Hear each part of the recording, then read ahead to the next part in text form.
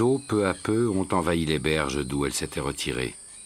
Les rives du fleuve peuvent ainsi se déplacer de plus de 20 km de chaque côté, au gré d'une sorte de marée annuelle dont le flux inonde la forêt.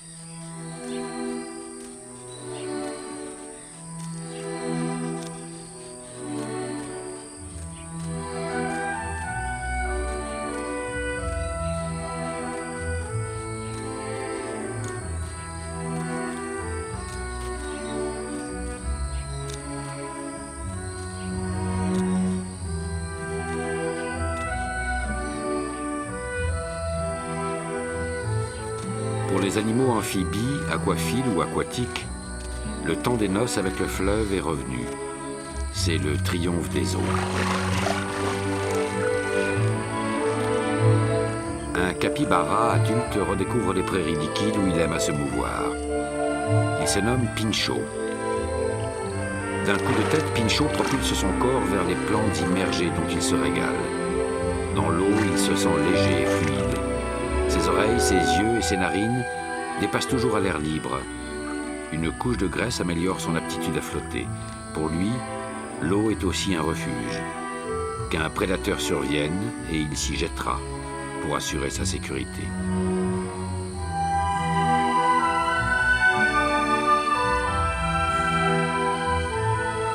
Aucun autre rongeur au monde ne surpasse le capybara en taille ni en poids. Certains individus peuvent atteindre 80 kg et dépasser 1,10 m de hauteur.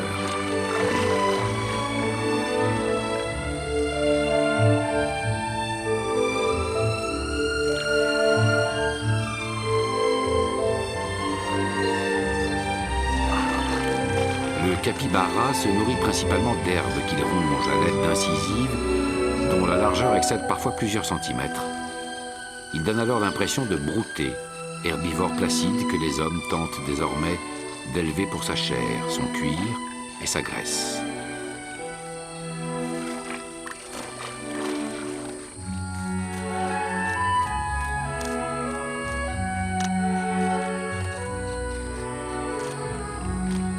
Pinchot s'est isolé du groupe auquel il appartient. Normalement, les capybaras ont des mœurs grégaires et se rassemblent par bandes d'une vingtaine d'individus. Ces tribus forment de véritables clans où les étrangers sont rarement bien accueillis. Mais aujourd'hui, Pinchot a besoin de liberté et d'indépendance pour assouvir cette faim mystérieuse que l'instinct a fait naître en lui.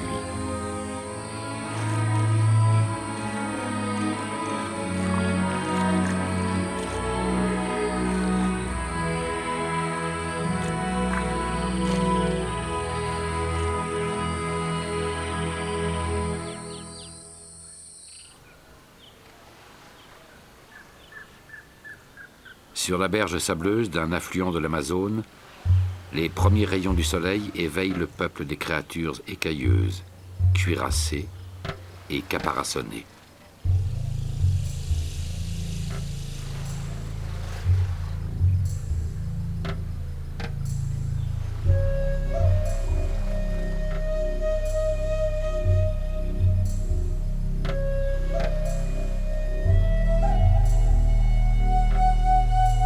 Parmi elles, un iguane réchauffe son corps avant d'entamer ses activités du jour. En effet, alors que la température corporelle des mammifères et des oiseaux demeure presque constante, celle des reptiles, poissons ou batraciens dépend du milieu extérieur. On parle d'animaux à sang froid.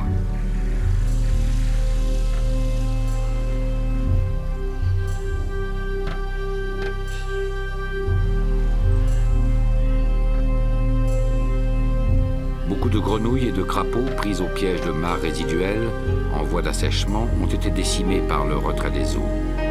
Pour les survivants, comme pour les parasites qui croissent sur leur tête, le retour du fleuve est un gage de survie.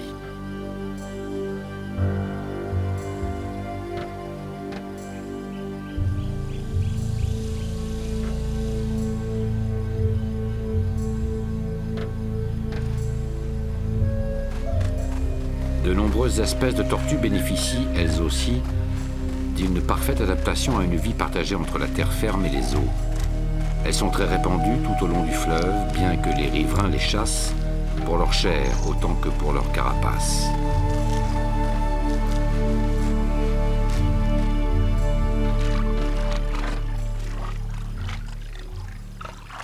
Les eaux, gonflées de toute l'abondance des pluies récentes, se peuplent donc d'un bestiaire innombrable.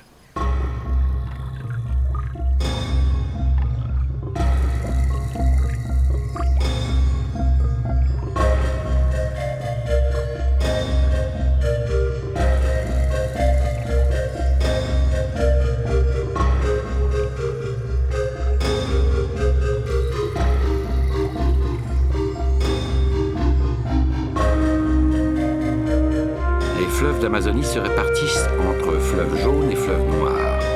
Les premiers, tels que l'Amazone elle-même, doivent leur désignation à des eaux alcalines, vaseuses et riches en alluvions. Ils prennent leur source sur les hauts plateaux des Andes. Par opposition, des eaux acides et pauvres en substances organiques alimentent les fleuves noirs. La plupart d'entre eux, comme le Rio Negro, viennent des massifs situés au nord ou au sud du bassin amazonien.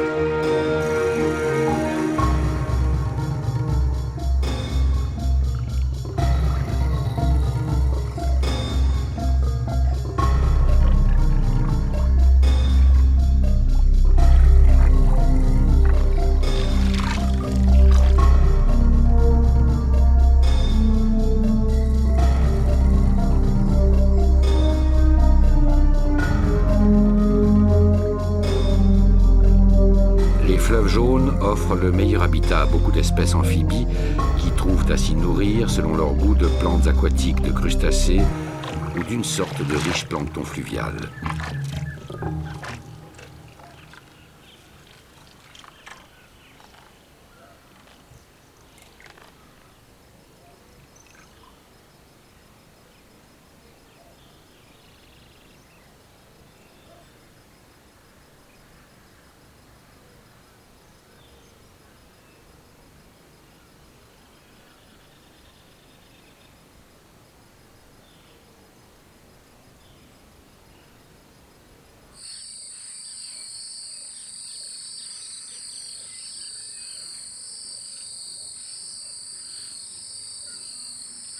Les ressources du fleuve font aussi le bonheur de pêcheurs tels que la Ninga, qui appartient au même ordre que le cormoran. La Ninga est un excellent nageur, mais il sort de l'eau entièrement détrempé. En effet, son plumage est dépourvu des graisses qui le rendraient imperméable. L'oiseau doit donc se sécher longuement au soleil s'il veut pouvoir de nouveau voler après le bain.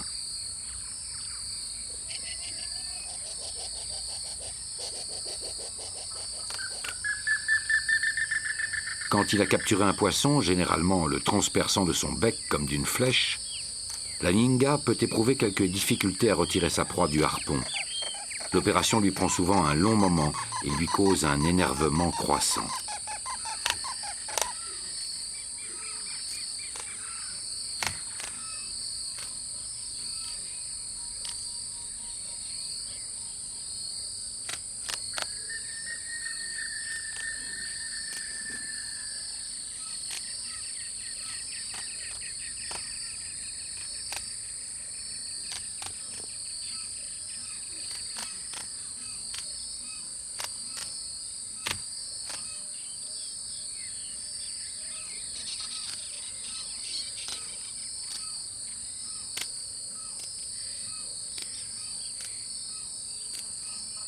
Lorsque le poisson a été détaché, la Ninga doit encore, parfois avec les mêmes difficultés, le jeter en l'air afin de le rattraper dans le sens qui convient.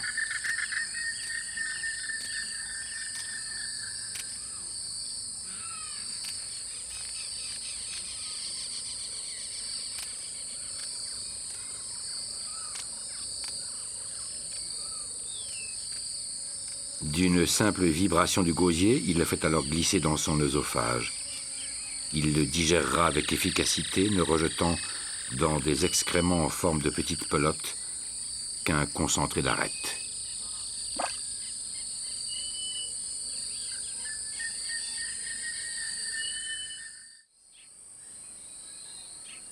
Par endroits, le niveau du fleuve s'est élevé de près de 10 mètres.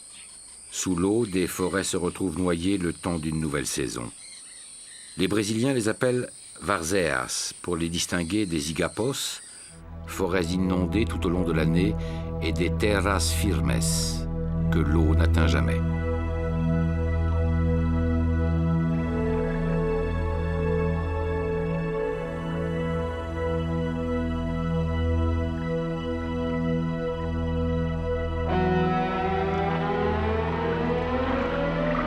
Les Varzeas et les Igapos offrent son habitat préféré à une créature étrange et placide. Le lamantin, mammifère aquatique doté d'une large nageoire caudale, a fait naître dans les rêves des hommes la légende des sirènes. Héritier de ce mirage ancien, une mère et son fils parcourent indolemment le fleuve transpercé de lumière.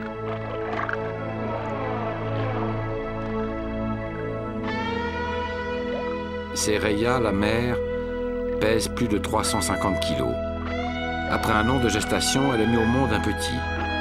Dès qu'il est né, elle l'a poussé vers la surface pour qu'il y prenne son premier souffle. À la naissance, son enfant mesurait déjà plus d'1 mètre de long. Pendant 1 an et demi, elle l'a allaité sous l'eau.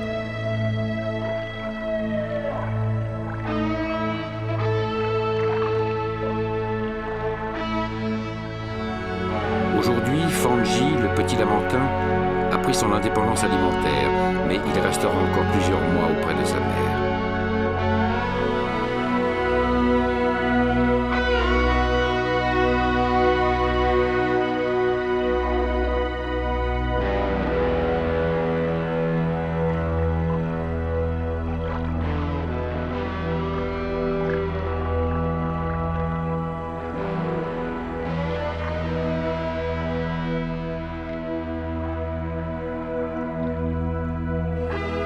Les poumons des lamantins mesurent la moitié de la longueur totale du corps. Grâce à de telles réserves d'air, l'animal peut rester immergé une dizaine de minutes, mais en règle générale, c'est toutes les 3 ou 4 minutes qu'il revient à la surface.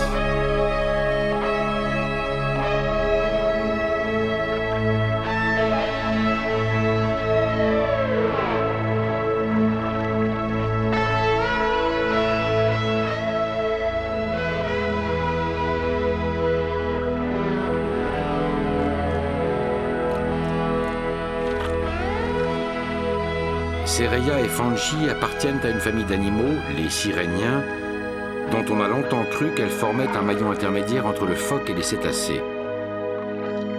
En réalité, c'est de l'éléphant que leur structure anatomique les rend plus proches.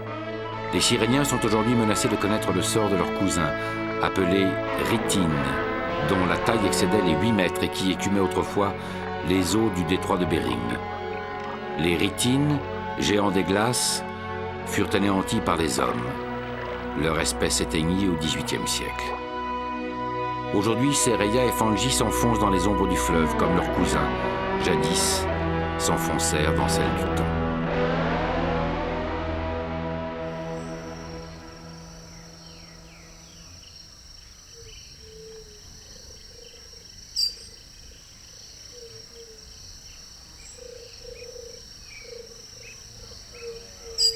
Quand la nuit vient, quand le monde occulté n'est plus qu'un traquenard, le gang des opossums se rassemble en concile.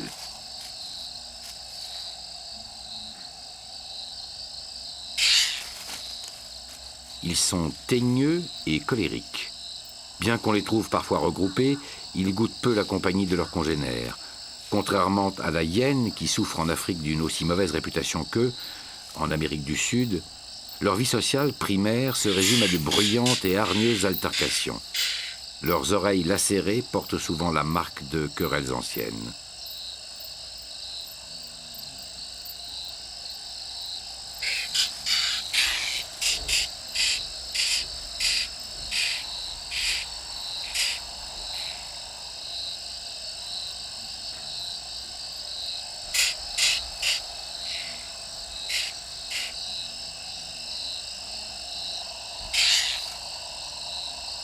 Des effluves malodorants précèdent parfois les opossums et informent leurs ennemis de leur arrivée.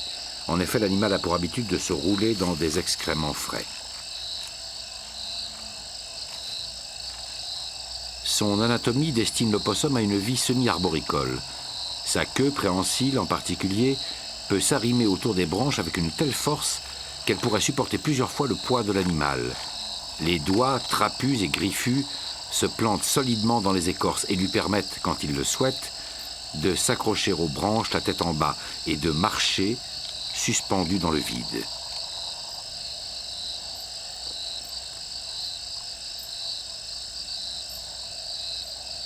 L'opossum est quasi omnivore. Il consomme des insectes, de petits vertébrés, des fruits, des fleurs et des œufs. Quand il arpente les branchages, furtif et déterminé à la fois, c'est généralement parce qu'il se met en quête d'un nid sur lequel faire une razzia.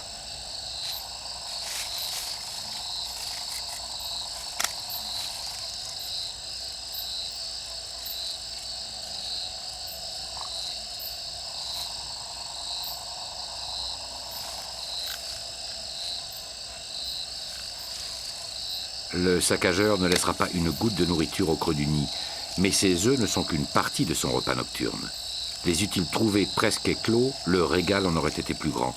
Alors, l'opossum reprend sa marche vers un autre nid, vers d'autres trésors.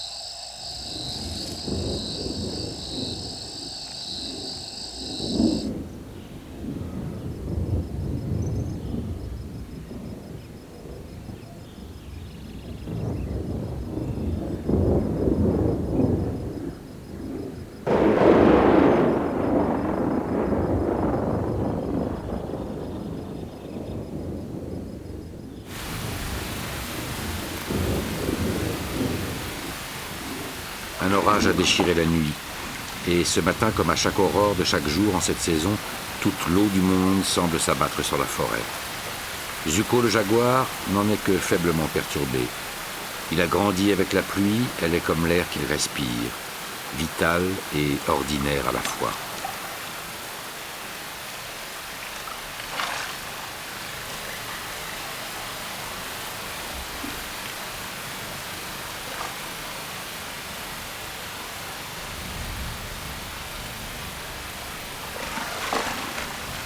Kaloa, la compagne de Zuko, surgit de l'eau où elle vient de plonger à la recherche de quelques poissons estourbis par l'orage.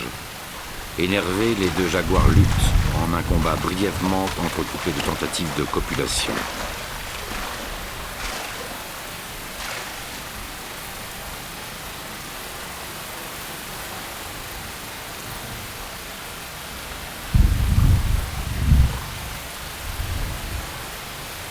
Fatigué, la joue encore rougie des blessures que lui a infligées Wakima, le pécari qui voulait protéger ses enfants, Kaloa se désintéresse de Zuko et se retire. La pluie continue de tomber. L'Amazonie forme le plus formidable réservoir d'eau douce du monde. Ces réserves contribuent à réguler le climat de la planète.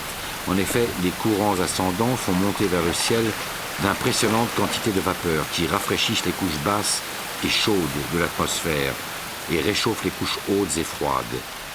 Toute la région, comme un gigantesque climatiseur, aide la planète à niveler ses excès thermiques.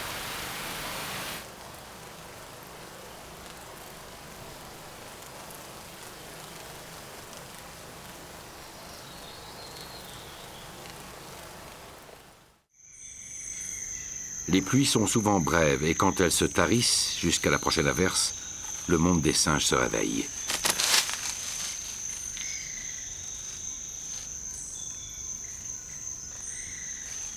Chez les capucins, comme pour la plupart des primates, les circonstances les plus banales de la vie individuelle ont des répercussions de nature sociale.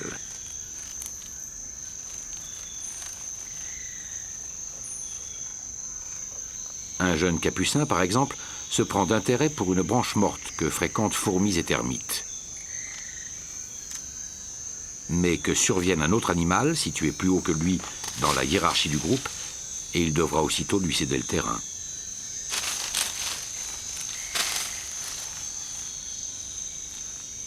Le jeune capucin se réfugie plus haut et commence à explorer d'autres branches qui offrent à l'esprit et à l'appétit de moindres satisfactions.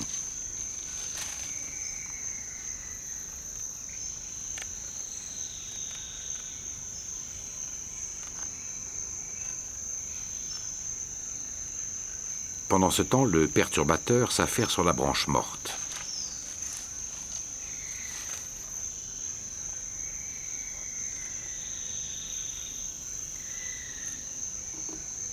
Le jeune capucin, fût-il jaloux, ne peut reprendre sa propriété, car chez les singes, la contrainte sociale est aussi forte qu'un lien matériel. Entravé par la règle, il ne bouge pas et se contente de contempler son supérieur, qui s'agite et se pavane. sur la branche convoitée. Quand l'animal dominant se sera lassé, et seulement à ce moment-là, le petit capucin se sentira autorisé à regagner le territoire d'où il a été évincé.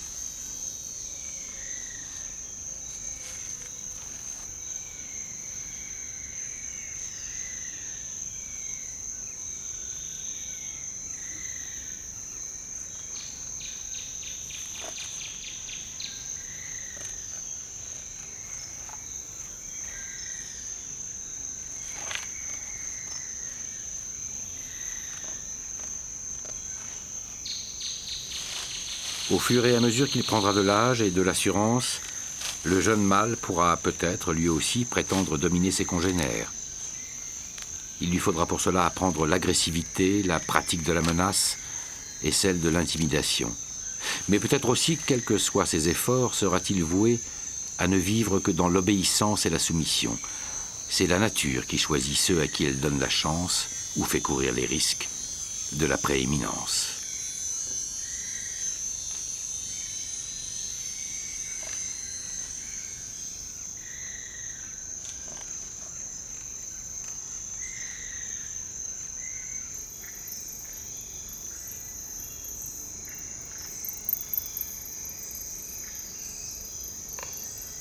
Au creux d'une souche, assommée de fatigue, Stinga, une femelle opossum, dort avec ses bébés.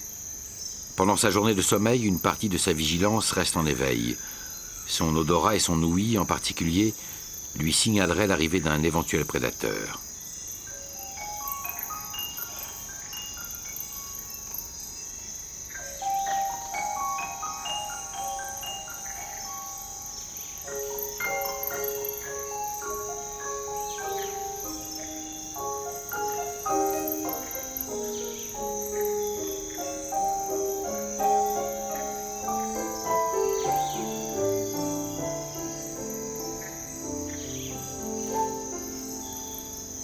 Les bébés de Stinga se tiennent à l'abri dans le sac douillet que la nature a mis à leur disposition. En effet, l'opossum, comme son cousin le kangourou, appartient à l'ordre des marsupiaux, animaux dont la gestation s'achève dans la poche ventrale de la mère.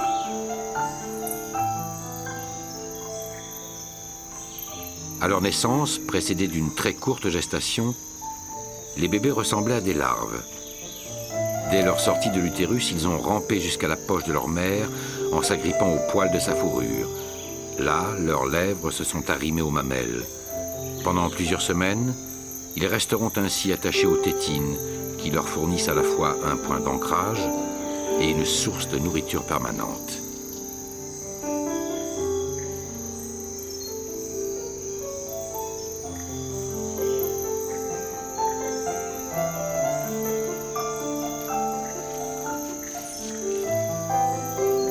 Pendant quelques semaines encore, Stinga pourra garder ses enfants dans sa poche ventrale.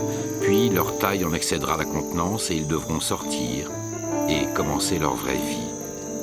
En une seule existence, ils seront nés 2 fois.